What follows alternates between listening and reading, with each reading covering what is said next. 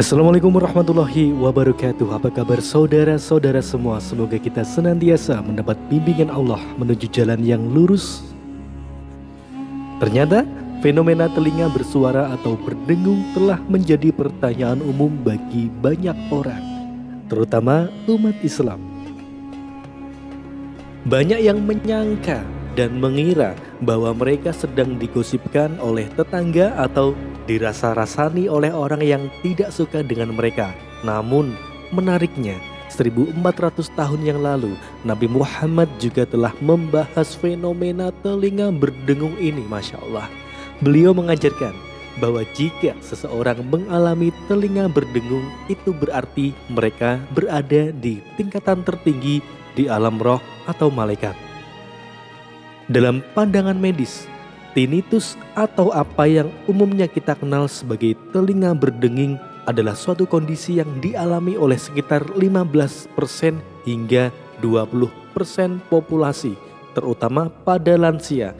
Itu dijelaskan sebagai pengalaman mendengar suara seperti berdenging atau jenis suara lainnya seperti mendengung, menggelegar, mengklik, mendesis atau berdengung di satu atau kedua telinga. Meski tidak ada sumber suara eksternal, suara ini hanya bisa didengar oleh orang yang mengalaminya, kecuali dalam kasus tinnitus pulsatile yang sangat jarang, di mana dokter mungkin bisa mendengar suara tinnitus saat melakukan pemeriksaan. Tinnitus dapat disebabkan oleh berbagai hal, termasuk sel-sel rambut yang rusak atau patah di bagian dekat telinga yang menerima suara, perubahan dalam aliran darah melalui pembuluh darah terdekat, masalah dengan sendi tulang rahang, dan masalah dengan cara otak memproses suara. Kondisi ini biasanya disebabkan oleh suatu kondisi mendasar seperti gangguan pendengaran yang terkait dengan usia, cedera telinga, atau masalah dengan sistem sirkulasi. Sebagai umat Islam, kita juga harus mendengarkan penjelasan dari sumber-sumber Islam seperti hadis Nabi dan pendapat para ulama agar tidak tersesat. Ada sejumlah ulama yang berpendapat bahwa telinga berdengung merupakan panggilan dari Rasulullah. Gagasan ini didasarkan pada penafsiran dari beberapa hadis dan teks keagamaan. Salah satu dalil yang digunakan untuk mendukung pandangan ini adalah kutipan dari kitab Asy-Syi Al-Jami' Shogir. Dalam kitab ini disebutkan bahwa ketika telinga seseorang berdengung, ia harus mengingat Rasulullah dan membaca sholawat untuknya. Rasulullah bersabda, "Jika telinga salah seorang di antara kalian berdengung, maka hendaknya ia mengingatku, membaca sholawat kepadaku, dan mengucapkan zikir.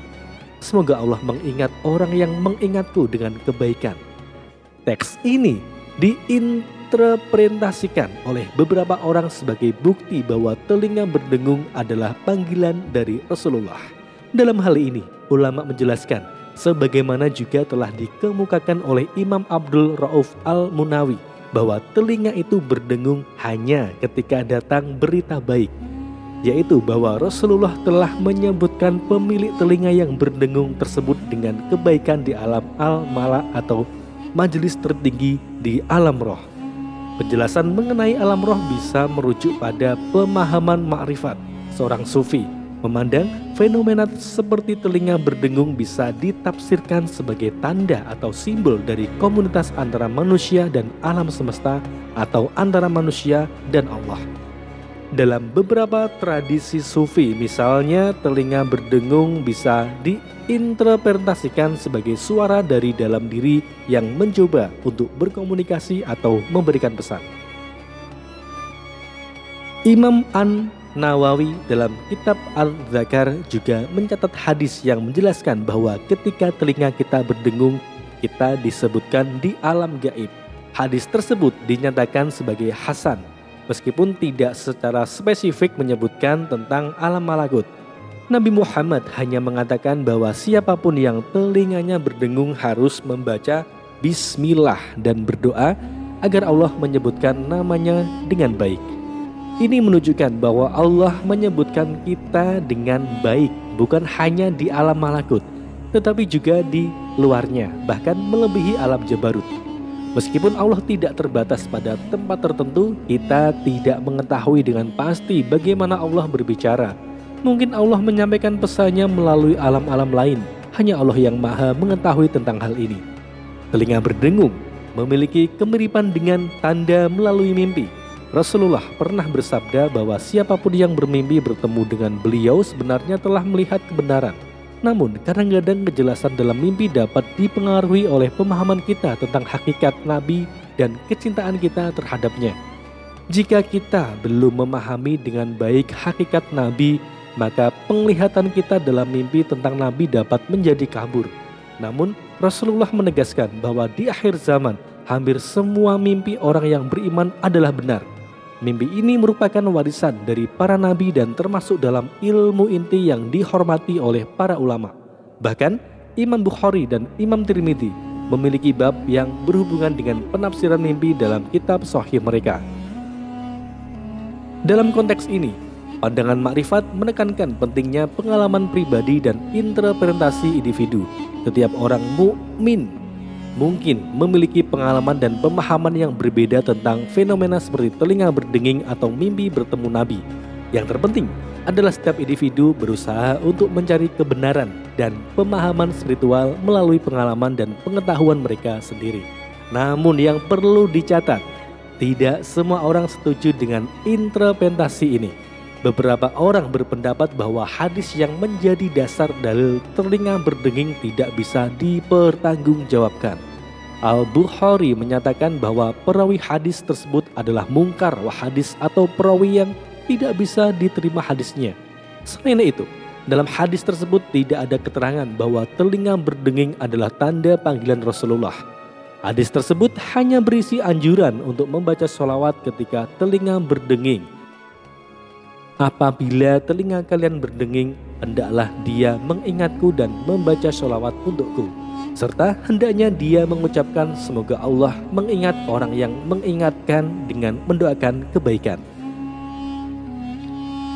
Beberapa ulama berargumen mengapa mereka menganggap hadis ini tidak bisa dipertanggungjawabkan. Hadis ini diriwayatkan oleh beberapa perawi termasuk Al-Aziz dalam Asirat Al-Munir, Al-Harut dalam Makarim Al-Ahlad, dan Al-Kali dalam Al-Marhuat melalui jalur Muhammad bin Ubaidillah dari Makmar dari bapaknya. Namun Imam Bukhari menyebutkan bahwa Makmar dan bapaknya keduanya tidak dapat dipercaya dalam meriwayatkan hadis. Demikian pula dari buku ini menyebutkan bahwa Muhammad bin Ubaidillah dianggap sebagai perawi yang tidak dapat diandalkan atau matruk. Lebih lanjut, Al-Kali juga mengomentari bahwa hadis ini tidak memiliki asal atau tidak ada di kitab hadis.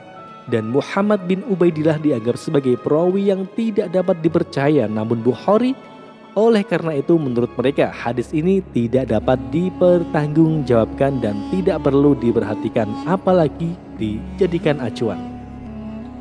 Beberapa orang bahkan berpendapat bahwa klaim seperti ini bisa disalahgunakan untuk menyesatkan orang lain. Namun pandangan ini didukung oleh Muktamar Nahdlatul Ulama ke-11 di Banjarmasin pada tanggal 19 Rabiul Awal 1355 Hijriah. Dalam muktamar itu dijelaskan bahwa suara ini dalam telinga menunjukkan bahwa Rasulullah sedang menyebut orang tersebut dalam perkumpulan yang tertinggi atau al-mala agar ia ingat kepada beliau dan bersolawat kepadanya. Namun ini tidak berarti bahwa setiap kali telinga seorang berdenging itu adalah tanda Rasulullah sedang memanggil. Bisa saja memang karena pengaruh yang lain seperti kondisi medis atau hal lain yang tidak diketahui, namun yang juga perlu diperhatikan. Walaupun ada beberapa ulama yang mengatakan hadis ini sebagai lemah, kita tidak lantas berhenti mengucapkan sholawat kepada beliau. Sebagai kesimpulan, mesti ada beberapa dalil dan interpretasi yang digunakan untuk mendukung klaim bahwa telinga berdenging adalah tanda Rasulullah sedang memanggil. Masing-masing ada perdebatan dan kontroversi seputar validitas dan interpretasi dalam dalil-dalil tersebut. Oleh karena itu, penting untuk selalu melakukan penelitian dan kritik secara mendalam sebelum menerima informasi semacam ini. Dan yang penting, untuk menyimak setiap pembahasan sampai tuntas. Semoga dapat bermanfaat untuk kita semua. Wallahu a'lam bishawab. Wassalamualaikum warahmatullahi wabarakatuh.